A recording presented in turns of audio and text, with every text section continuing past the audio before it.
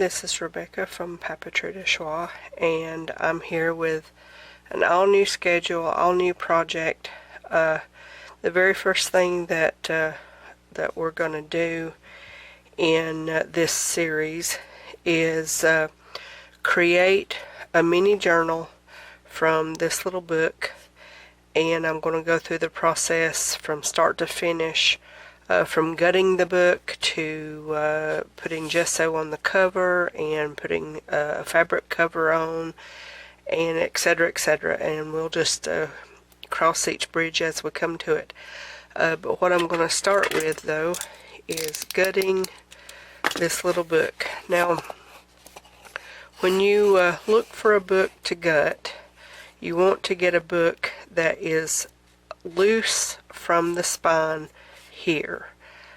You don't want one that is sewn or glued to the spine so that it cannot be separated or is very difficult. You want it to be completely separate from the spine. And then you'll just take a craft knife and you'll just come right down very gently. You don't want to cut yourself, but you also do not want to cut deep, so deep that you cut into the spine.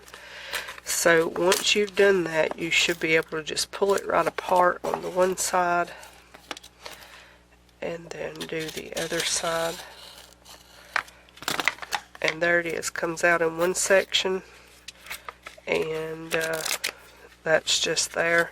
Now I'm going to rip that off and this off, because I might use that in making a small tag or something like that at some point in time. So those will go in my paper scraps. The rest of this will go in the garbage, because those papers are coated, so I can't use them, or at least I don't want to use them. So what I'm going to do now is I'm just going to come in here and clean this up just a little bit right through here, and I'm just going through that one layer of paper. I am not going through the whole thing. So I'm going to take, now every book that you gut is going to be a little different. You might not have to do so much on any book that you gut, but I just like to clean it up just a little bit. And then the other thing that I will be doing is reinforcing this spine, even though technically it's pretty substantial, but I want to still reinforce it. So to do that, I'll be putting a little thin piece of cardboard down here, but I'm not going to be doing that yet. That will be at a little bit later time. The first thing I want to do now is I want to gesso it, and now this is in an alcohol bottle because I didn't have anything small with a lid when I made this up earlier, but I make my own gesso, and I can give you the recipe. I have 2 or 3 different recipes, but the one that I use for this is the one I tend to use the most. And wouldn't you know that I did not get me a decent, here we go, a decent paintbrush out. So for me, when I do gesso, I don't want a lot of paint strokes, so I use a wide, soft brush. It's a cheap brush, but it still does the job. Now, this cover is fabric, but it's got a plastic coating on it. But the gesso I use has glue in it. So before I go any further, I have my book of recipes and whatnot here. So I have art recipes, stuff I do for GIMP, Photosketcher, Photoscape, and Pixlr. So this, I named it Layer Podge. I don't know if you can see this. This, let me do it this way. This is my version of Mod Podge. 3 parts. This is PVA glue, 1 part water. But you can make it 2 in 1, just depending on how you want it. But I like 3 parts glue myself. Then there's this gesso, which I very seldom use this one, and I very seldom use this bottom one unless I'm going to be pickling wood. And if I'm going to be pickling wood, then I use this one. So the gesso that I'm about to use is this gesso number 2, where it's 1 part white glue, 2 parts water, and you add talcum powder or cornstarch. I prefer cornstarch and would suggest it highly over talcum powder, but until you get the consistency of pancake batter. Now, mine might not be quite the consistency of pancake batter, but it's close enough. So I'm just coming in here and I'm going to put a coat over this of this homemade gesso mixture. And it's a little bit late at night, so I'm putting this on here so that it can dry till morning. And this is very powdery, because I did add I added an extra spoonful, like a heaping tablespoonful of cornstarch to this. So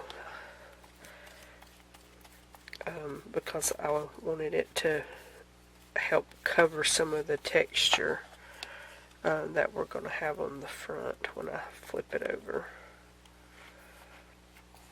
But what this does is it just seals everything and just gets it ready for the next layer. So it don't matter if it doesn't cover the color. The main thing I'm looking for here is just somewhat of a smooth consistency over the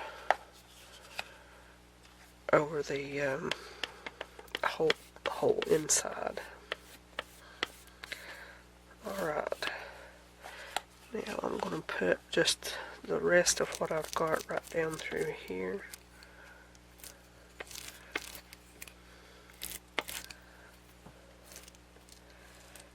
And fill in those little cracks, not fill them in like to seal them so much, but more to just make sure that everything has a layer on it. Okay, so step 1 is complete, or as complete as I can make it right now. And when I turn it over, then I'll be getting the top layer on this little tiny edge, and then the other side. So that's as far as we can go in this step. So I will be back when this dries to do the next step. Okay, we're ready to go on to the next step now. And so for this, I'm just going to be covering this. I want to get as much to soak in as possible. And I also want to lighten this purple. Now, I could have painted it just outright with just white acrylic paint, but I also want to give something for when I put some fabric on here. I want it to have some texture to adhere to, more so than the paint would have given it. So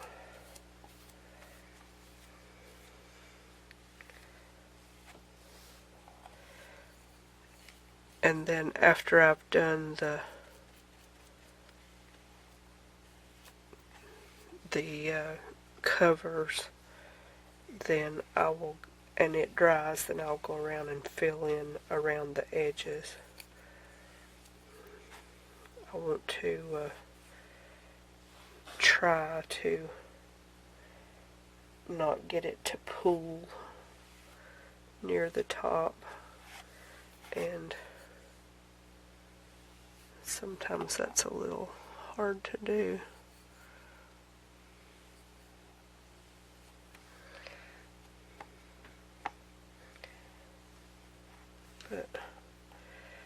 And this does dry pretty quickly, but because of the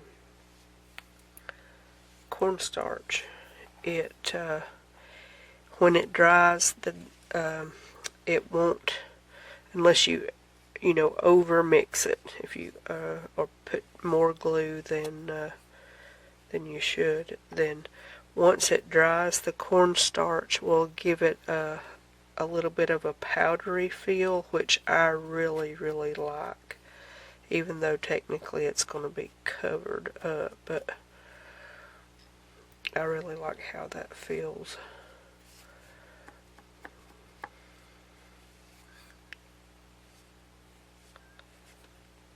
It's already starting to dry. Now I'll be giving this outside probably 2 coats, and it might even be 3 coats, just depending on how well each coat covers. And if it's better also to put on multiple thin coats than it is 1 or 2 really thick coats.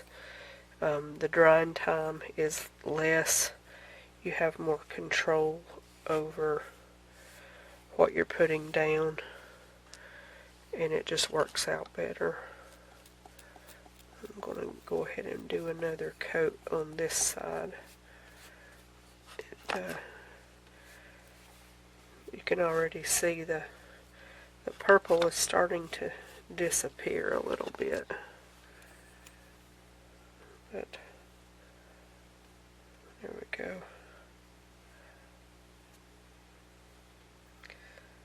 I've got a little piece that didn't dissolve that well.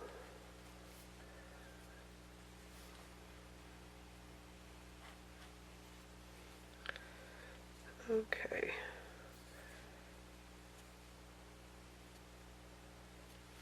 Alright, let's go over here now and do this side one more time, because the first layer, and maybe even the second one depending, will soak in if it's a fabric cover most of the time. Now this one does have a coating, but it's obviously still got some porousness to it. I don't know if that's a word, porousness.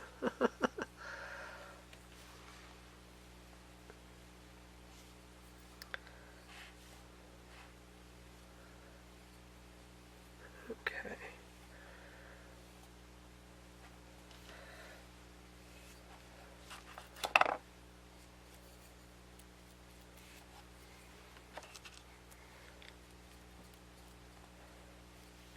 Okay. Let me smooth this little part back out. Okay. Now we gotta let it dry again. And depending on how it dries, this I might be able to just get by with that. But we'll see once it's dry. So I will be back in a little bit. The next step we're going to do after everything has dried, I'm just going to do a slight rub, nothing hard, just enough to rough up the surface a little bit with this badly needing replacing sanding sponge. And all I want to do is just just give it a little bit of rough up so that the glue and everything will adhere a little bit better. So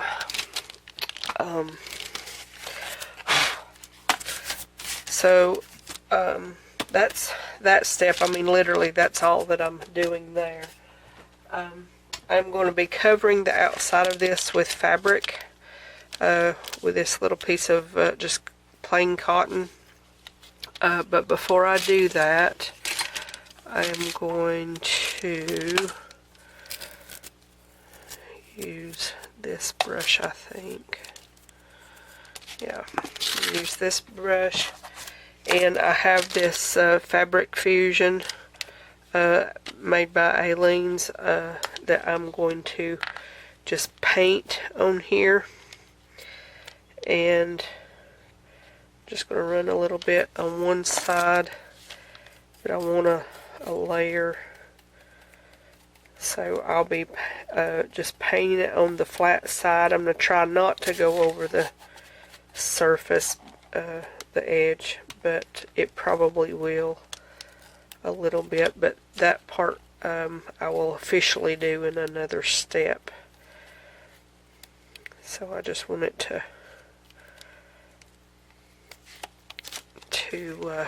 adhere. And that should do that.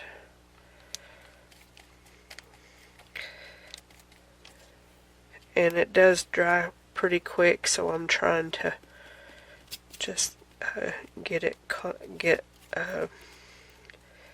smoothed out as fast as possible, so that I don't have any dry places. Not sure what that little thing was. Okay, so I'm just going to be centering this down on it,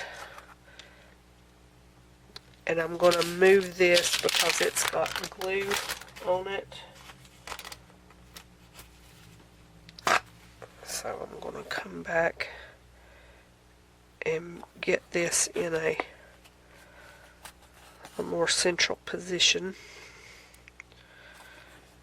Okay.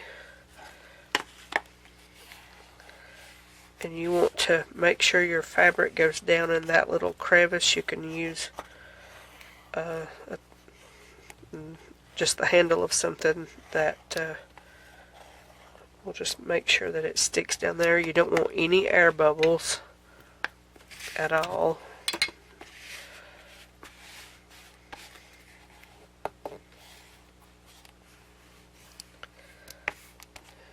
And let me turn it back over. See where I am there. That all looks good.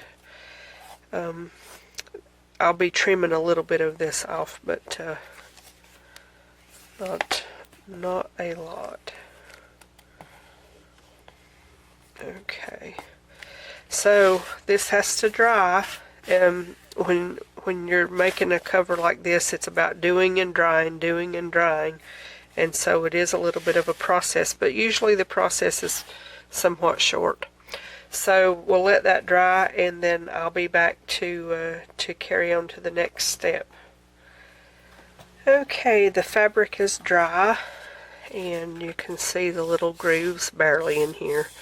This is a very busy fabric, so it's hard to see everything. So the next thing that I'm going to do is I'm going to come in and I'm just going to take the corners off, but not too far or not too close. Now I could trim them closer, it just depends on how this part goes. But basically what you want to do is bring your corners down like this, and then bring this over, and I'm going to trim this part down just a little bit also, just to make it a little bit easier. I've got a few little clumps of stuff that's coming from the dried glue. Not dry glue, but from the gesso I put on.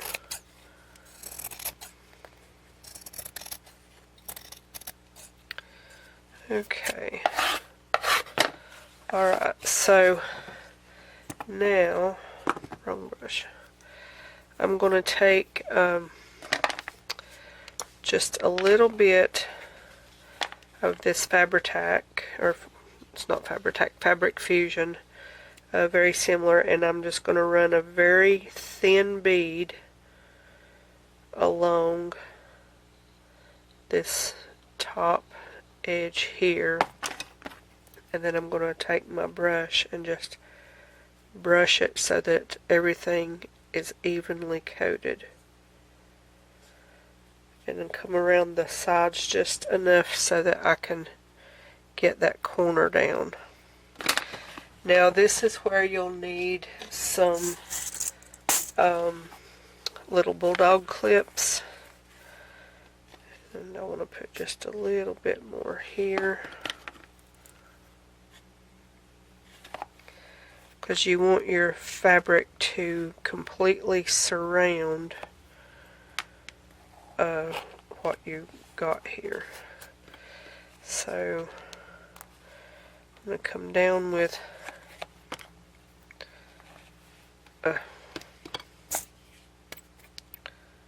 just a little dot here and a dot here.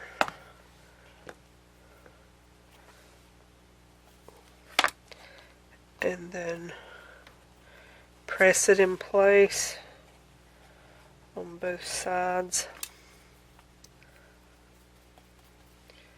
You can add just a little bit there and just press it and kind of roll it. If that makes any sense, just kind of roll it as like so. And also at this point you want to make sure that you have enough fabric to go down in that groove there, so that when you close it up, it's not too tight or too bulky in there. Okay, so now we're going to go around to the other side and do the same thing. Now I always do my bottoms and tops first.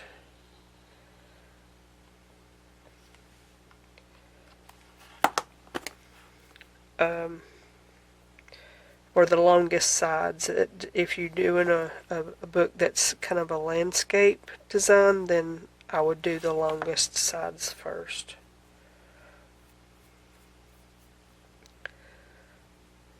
Okay.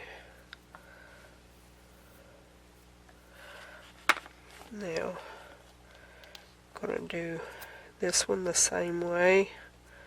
Make sure it curls around that edge.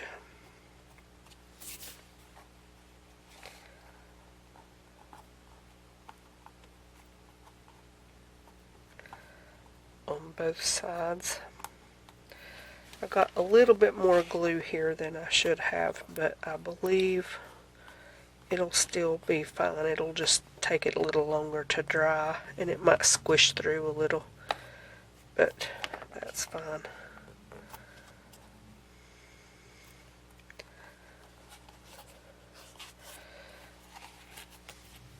So right here I'm just going to brush it because I did get a little too much and it squished through.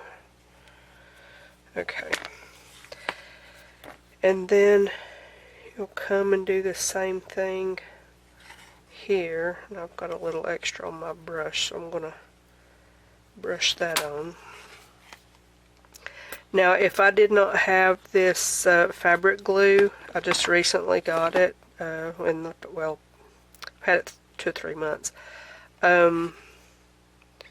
Maybe a little longer. I would normally just use PVA glue. That doesn't matter that much. I've always had not any problems whatsoever using PVA glue. This sort of thing.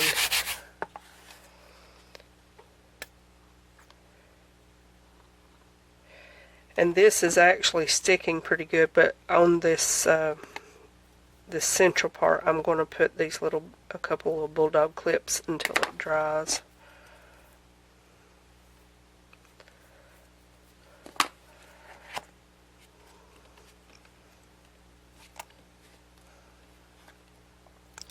Now I will be putting corner protectors on here, so it's not a big deal to me that the corners are not sharp corners, although you can go in and press all that a little closer and make your corners a little sharper, which is what I'm doing right now.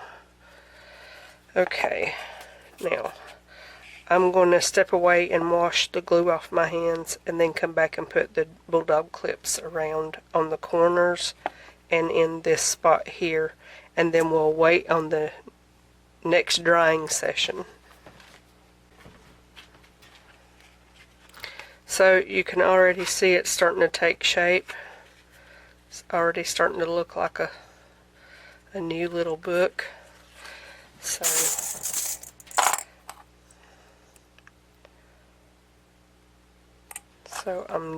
I'm using clips that have lost a little bit of their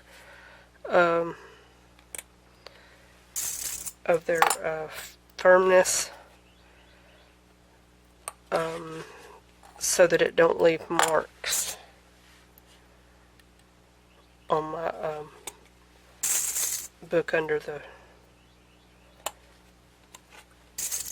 fabric.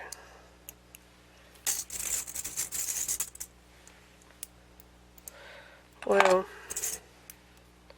okay, so we will let that dry, and it'll probably take it a good half hour, maybe a little longer, but at any rate, when it's dry, we'll come back and we'll do the next step. Okay, so we are ready to go on to the next step. So I have torn using a ruler this page. This is a part of it, and this is a part of it. It come out of the back of a dictionary that I've been deconstructing for a while, and it had I forget what year it was from, like 50 something maybe, but it had these different things in the back, and so I just pulled this. It tells you how to proofread, but I just liked it because it was the big top. So we're going to glue this down.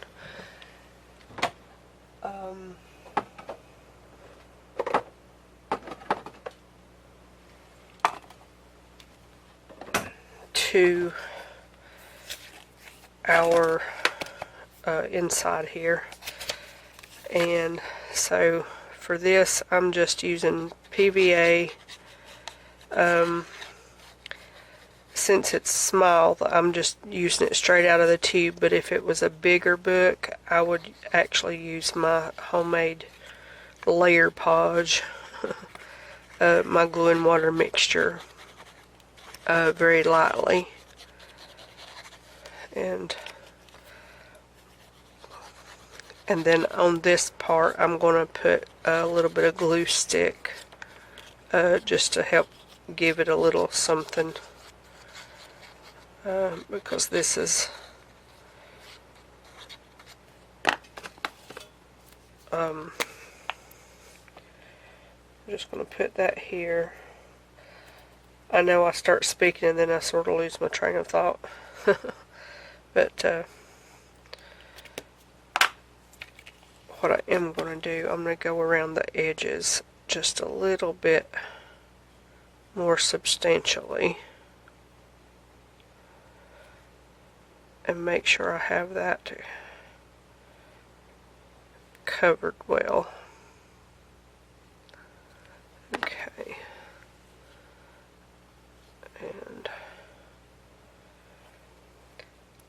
So what you want to have is the edge. Now I pre-measured these to the size that I wanted them, but I want it just barely over that, so when it folds, then this edge will be in the crease just slightly. So there's that.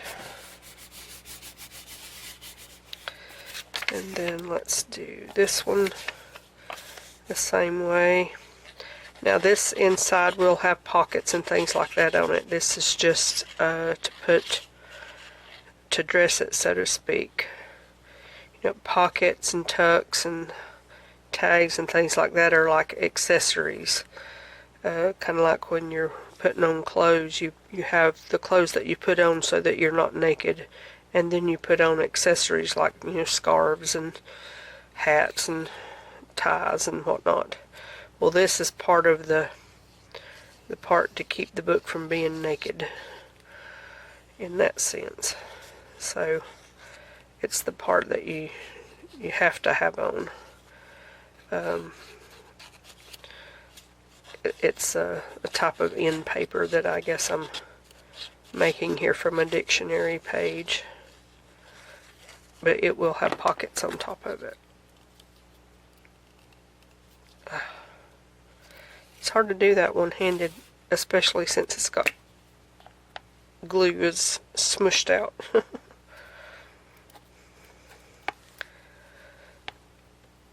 And got all over everything. Okay, now I'm going to go over this edge one more time. Make sure I got good coverage.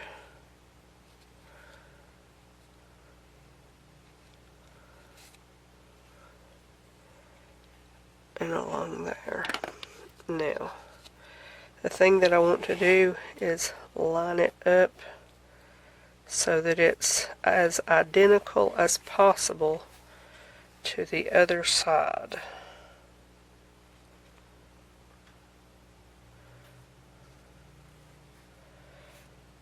And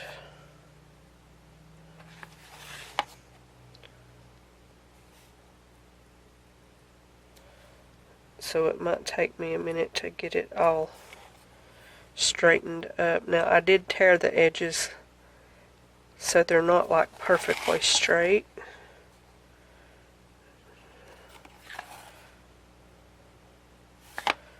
This needs to go down just a touch more. And it needs to come this way just a touch more. Well, that looks pretty close, so we're going to call that done there. Now, I'm not sure that I'm going to reinforce this. I know that I said that I was going to, but actually that board in there is just as substantial as this. The rest of this is. So on sometimes when you cut out the books, cut out the guts, the spine sort of comes with it, and you're left with this part being very, very thin, but this is not thin at all. It's as thick as the rest of the book. So I will not be reinforcing this after all. But what I will be doing, okay, so I'm just changing gears slightly here. Since I have decided not to reinforce this because it already has what it needs. So I am going to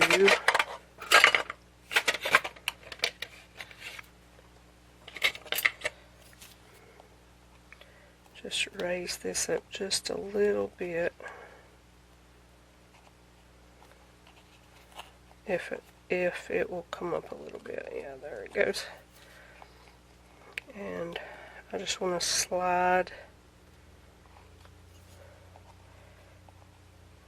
if possible, slide this up under it, but if it doesn't, then that will be fine. We will make it work. But I need to get that back down in there. And that down in there. I still have that just a little bit off. I'm trying to center it in my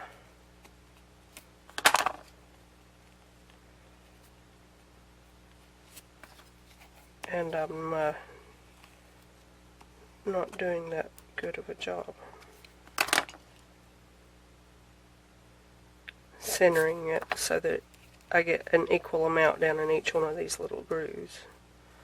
There we go. That's good enough. Alright. So I'm going to do the same thing here that I did on the two little side pieces, except for on this one I'm going to just put a little bit of glue down in that groove for it to grab onto when I push it in.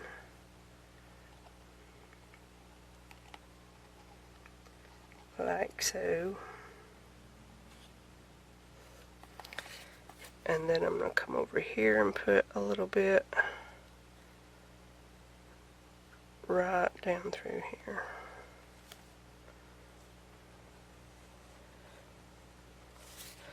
And I hope the power don't go out. We have some super black clouds coming through, and the rain just started pouring just a little bit ago, and it's still kind of early, but it's as dark outside as if it were the sun had gone down. So we will see.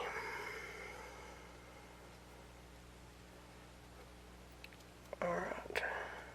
Now.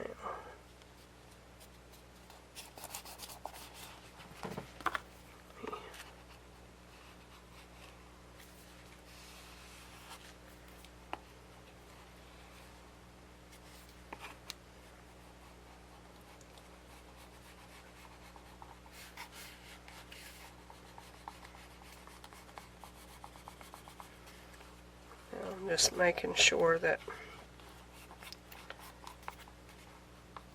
everything goes down in that groove like it's supposed to. It's still a little. Can you hear that? That noise? Okay. There we go.